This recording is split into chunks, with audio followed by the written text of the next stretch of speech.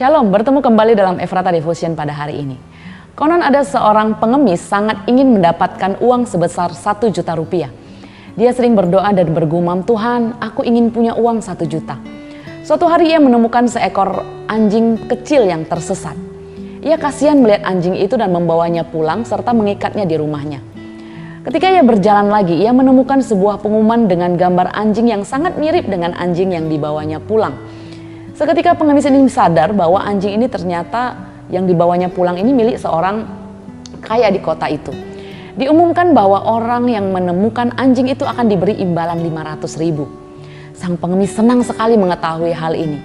Tapi ia merasa jumlah imbalannya terlalu sedikit sehingga ia memutuskan untuk menahan anjing itu dulu. Dan benar, 2 hari setelahnya imbalannya naik menjadi 1 juta rupiah. Sejumlah yang sangat ia inginkan. Namun pengemis ini memutuskan lagi untuk menunggu agar jumlah imbalannya menjadi lebih besar lagi. Dan benar, 2 hari kemudian menjadi 2 juta dan 2 hari berikutnya menjadi 4 juta. Akhirnya pengemis memutuskan untuk membawa anjing itu kepada pemiliknya. Namun sayang saat ia mau membawa anjing itu untuk dikembalikan, ia mendapati anjing itu sudah mati kelaparan. Bapak Ibu yang terkasih, memiliki keinginan adalah baik untuk menambah semangat kita mendapatkan apa yang kita inginkan itu. Sebuah keinginan atau harapan itu harusnya ada batasan yang jelas. Nah, dalam hal itu kita perlu menjaga hati kita agar tidak bergeser dari keinginan menjadi keserakahan. Kalau keserakahan berarti ingin lebih dan lebih. Keserakahan adalah keinginan untuk memperoleh sebanyak-banyaknya. Karena seperti pengemis itu, bukannya untung, akhirnya malah buntung. Padahal dia punya kesempatan untuk mendapatkan yang dia inginkan, bahkan lebih jika ia segera mengembalikan anjing itu.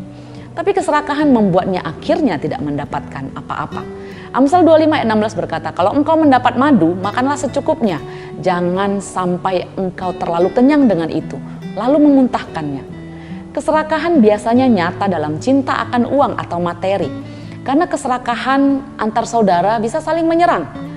Karena keserakahan seorang bisa ambil hak orang lain. Bisa menyalahgunakan jabatan dan mengorbankan orang lain seperti korupsi dan penipuan. Efesus 3 ayat 5 menyamakan orang serakah dengan penyembahan berhala yang sangat tidak disukai oleh Tuhan. Ketika seorang serakah, kita akan ditipu, akan diperdaya, akan dipenjara, dan akan menjadi budak dari apa yang ingin kita peroleh itu.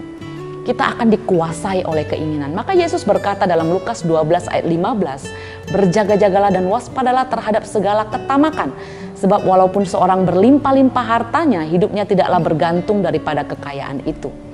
Hidup kita tidak bergantung kepada harta yang kita miliki, Bapak Ibu. Tuhan memberkati kita untuk menjadi berkat. Karena itu kita perlu kendalikan keinginan kita.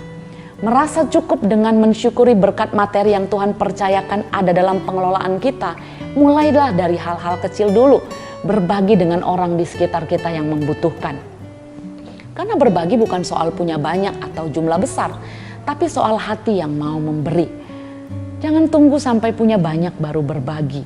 Mulai dari yang kecil dulu dan kita akan mengalami sukacita memberi. Dan yang paling penting, kita akan terhindar dari keserakahan atau ketamakan. Karena itu Bapak Ibu, jangan biarkan keserakahan menguasai hati kita. Tapi penuhilah hati kita dengan cinta akan Tuhan. Dengan banyak bersyukur dan banyak berbagi. Mari kita berdoa.